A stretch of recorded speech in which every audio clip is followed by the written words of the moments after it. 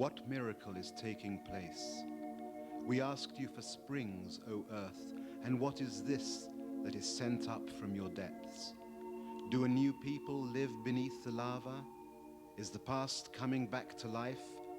Romans and Greeks, O come and see, ancient Pompeii has returned to life.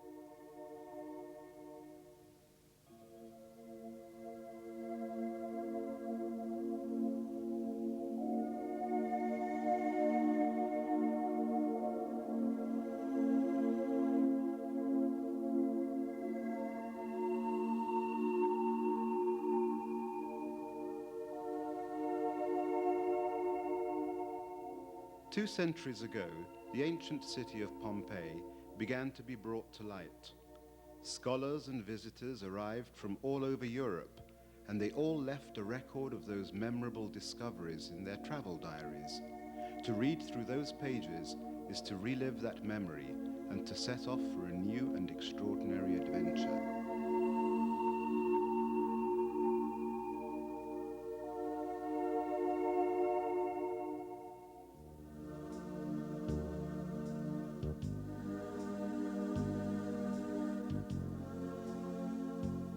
In the last streets, as the city comes to an end, near to the great amphitheater, where the countryside begins, stands one of Pompeii's most beautiful houses. It is not large, but has a rare beauty, and its high walls fondly shelter a flourishing garden.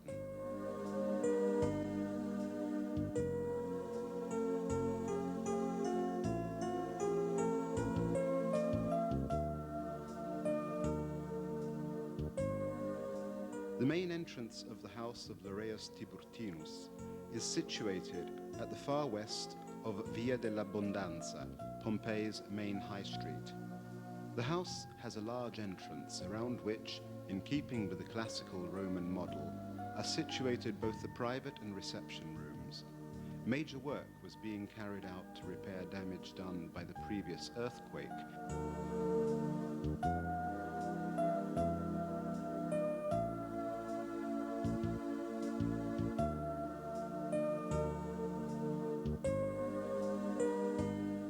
From the entrance, we gain access to the small kitchen. Here the pots and crockery are those of that day, and on the fire the fish and fowl were being cooked together with rich vegetable soups.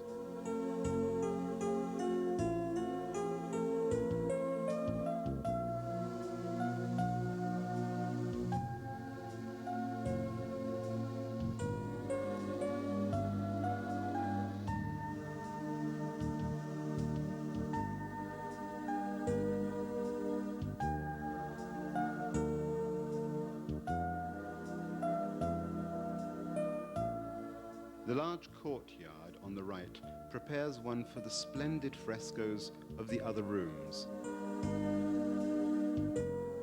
The small bedrooms give onto a tiny garden the size of a flower bed, which is surrounded by columns.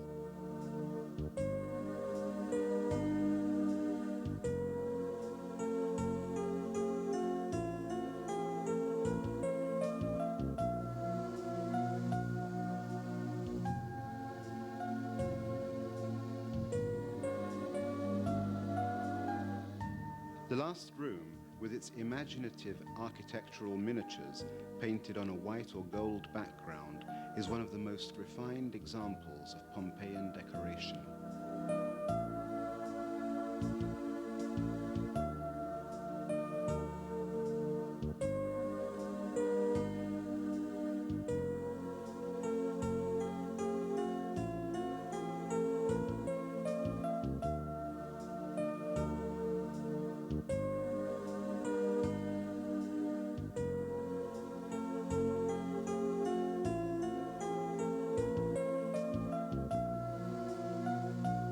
From here, one went out onto a small peristyle surrounding the various rooms that protected them from extreme weather changes in the large garden.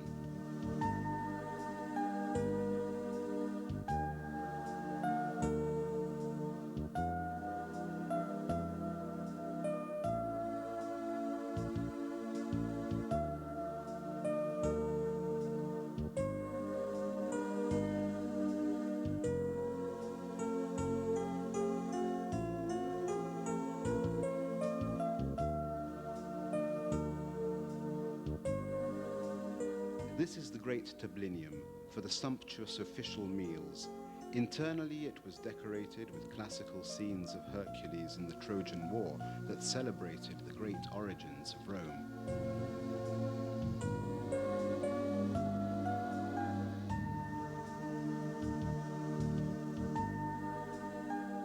All these rooms gave onto the architecture of the finest of all the gardens of Pompeii.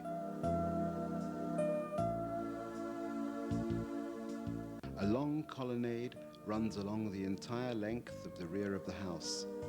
Beneath the pergola there lies a deep water channel with a blue bottom, at the end of which is situated a biclinium for summer meals.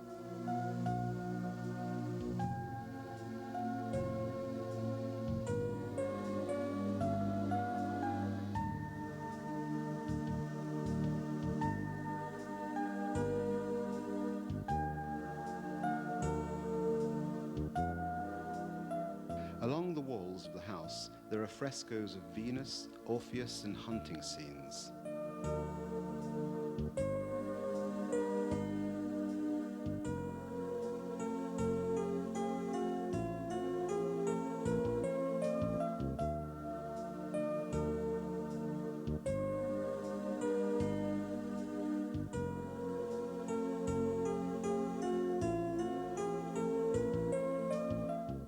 From the great hall of Hercules, from the small rooms that gave onto the peristyle, from the biclinius and the terrace, one's eye ranged freely over the ample garden, and one would hear the play of water and smell the scent of nature.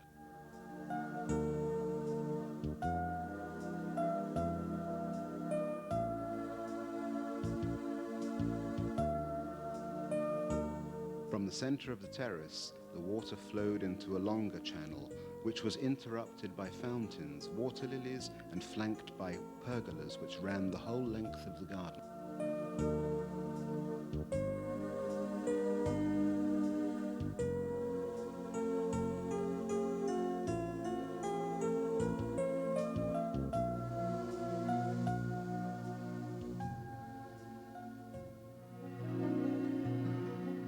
We now leave the villa of Laureus, and down Via dell'Abbondanza, we quickly reach a house in a completely different style.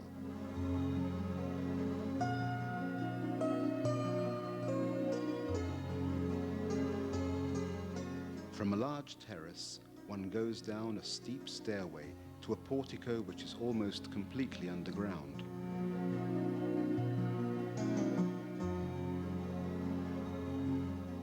Unexpected wealth of decorations completely covers the walls.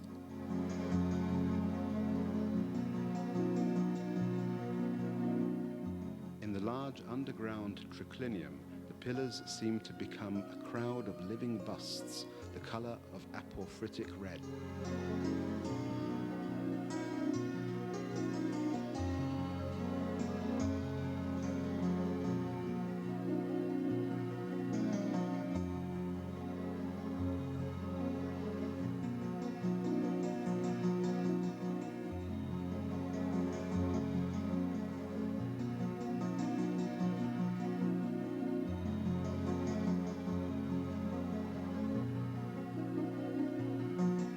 Surprisingly, a small thermal bath is concealed down here. As in the big public thermal baths, here there were dressing rooms, rooms for the various types of hot and cold bath, and for massages. The fine frescoes, the silver taps, everything indicates luxury and the new pleasures to be enjoyed with one's friends while discussing politics or business.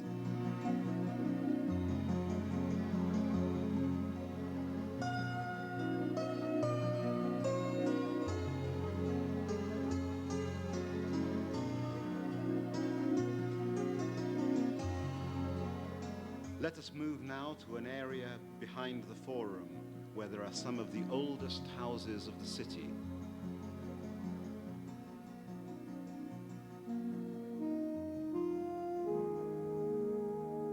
Through this narrow but intensely frescoed corridor, one reaches the atrium of the house of the tragic poet, which is perhaps one of the most beautiful in the whole of Pompeii.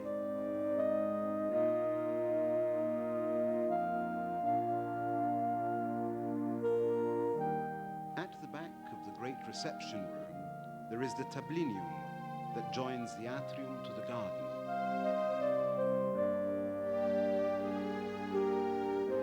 The entire house possesses a rich refinement that is accentuated by its modest size.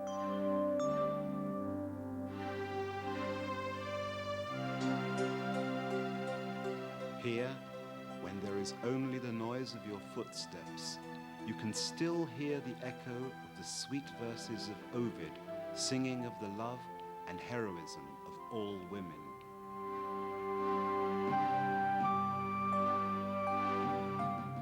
Around the atrium open the rooms of the members of the family. In one of these, by the bed, there is a tray on which a young girl has left her jewels.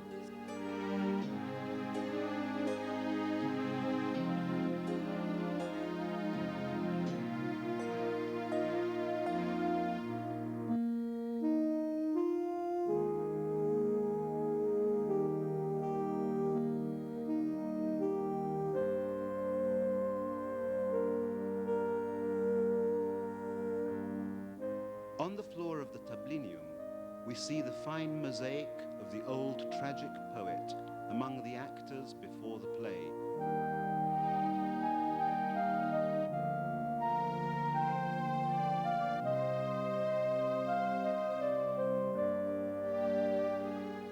Onto the little concealed garden open the triclinium for meals and the little chambers full of treasures where the family and their guests would sleep.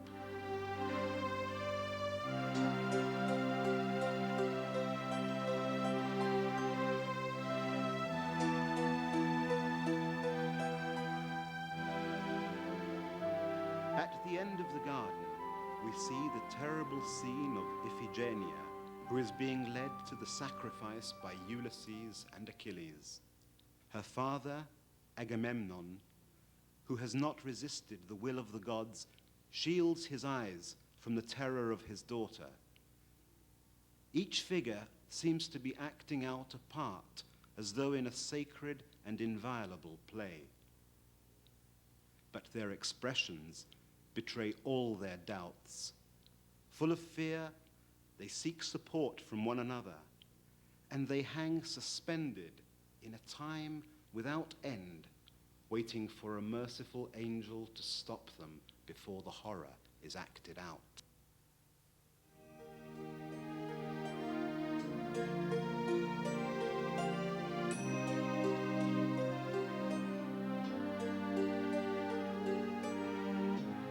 Only at Pompeii can one find such a celebration of culture and poetry in such a small house.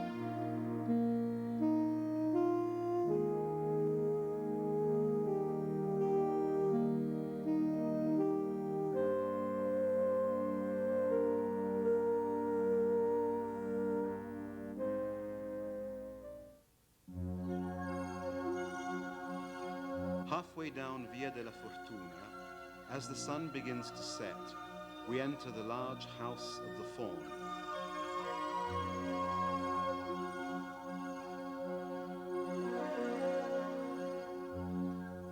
At the sides of the narrow corridor, in two temple-shaped shrines, are kept the gods that protected the house.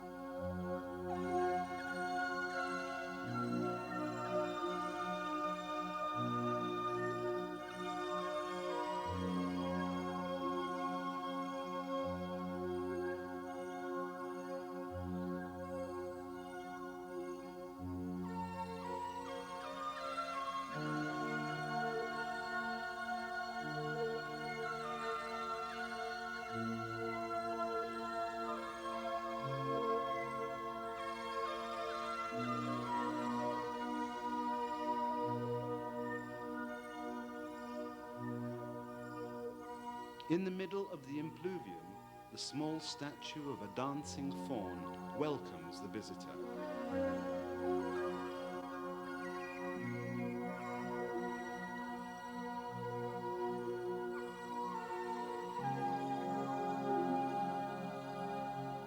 At the end, we have the tablinium and the great banqueting hall. At the side, two tricliniums with splendid mosaic floors.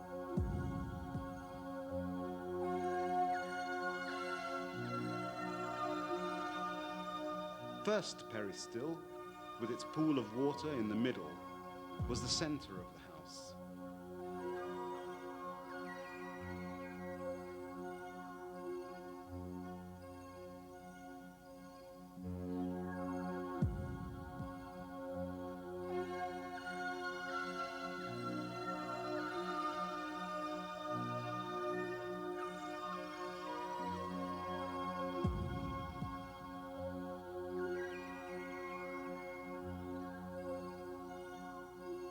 Between the two gardens, there is the great exedra with the celebrated mosaic of the Battle of Issus. 1.5 million colored tiles represent the famous victory of Alexander the Great over Darius of Persia.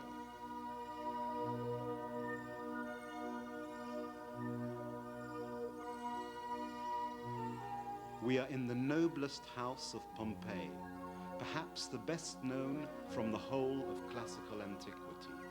The style of the house is still that of the older houses of the city. The austere original beauty is preserved intact, despite the succession of many new styles, in order to remind those entering of the noble origins of the family. Between the two gardens is yet another large exedra, and its entrance, also decorated by a splendid mosaic floor, points towards the second garden. From the back of the last peristyle, as from the atrium, a single prospect offers an uninterrupted view of striking beauty over the entire house. It is an extraordinary sequence, produced by the light, made up of closed rooms and open spaces that are flooded with sunlight.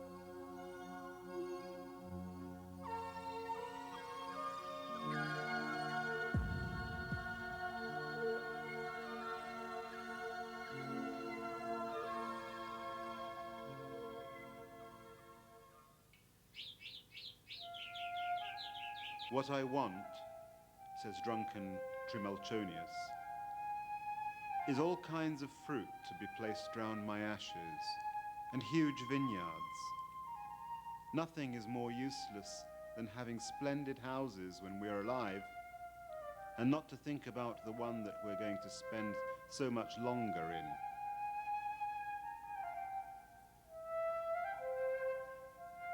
The mausoleum of the priestess Eumakia is of grand proportions. The monument is in the form of an exedra and is like a majestic theatrical scene at the back of a large terrace that rises above the road.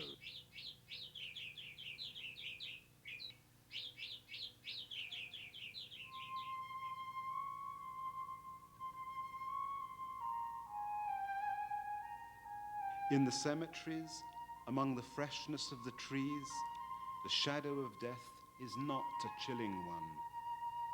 The orchards around the tombs are in blossom, and the inscriptions and reliefs sing in the sun of the glory of magistrates and citizens.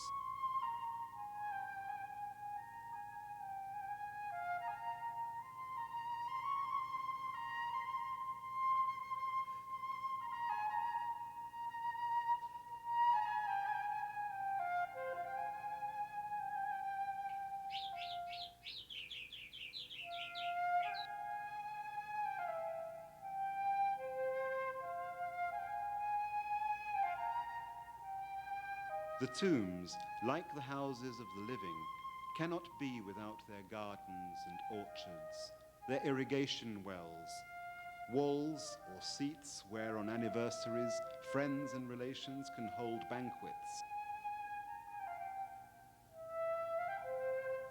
Nothing evokes sadness along these streets, and death becomes an extension of life in which the love of the living, their company, and their conversations are not left behind.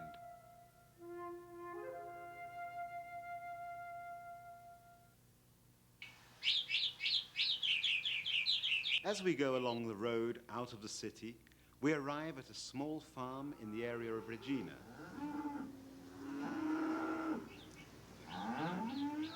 A large vineyard surrounded the house and ensured an abundant supply of wine.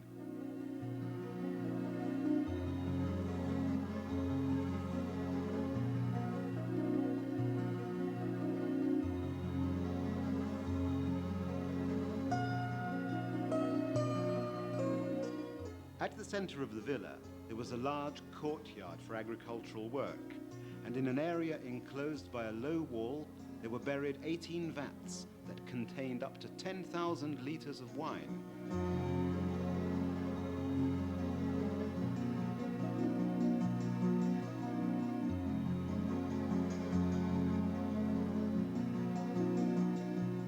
In a large pressing room, there is a painting of Bacchus that protects the vats into which ran the wine produced by the pressing, which is done today as it was then.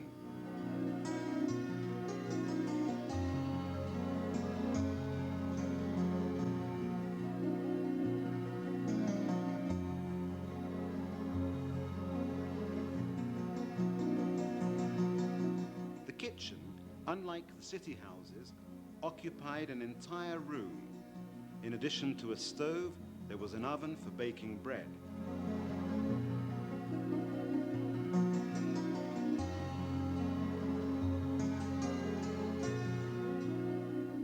The reception part of the house was constituted by a small triclinium with frescoes. There was no sleeping accommodation for the owner, who at sunset would return home to the city, much as we do today.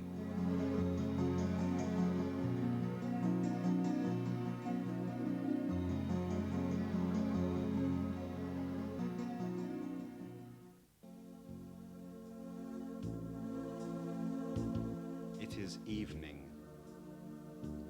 The houses are lighting up with torches and braziers.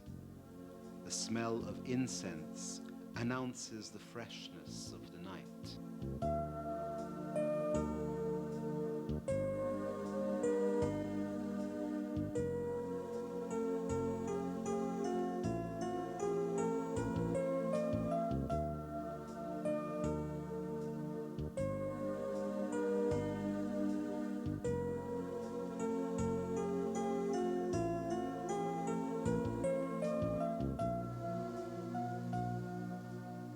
And one day in August 79 AD, as in a flash, the great volcano annihilated everything.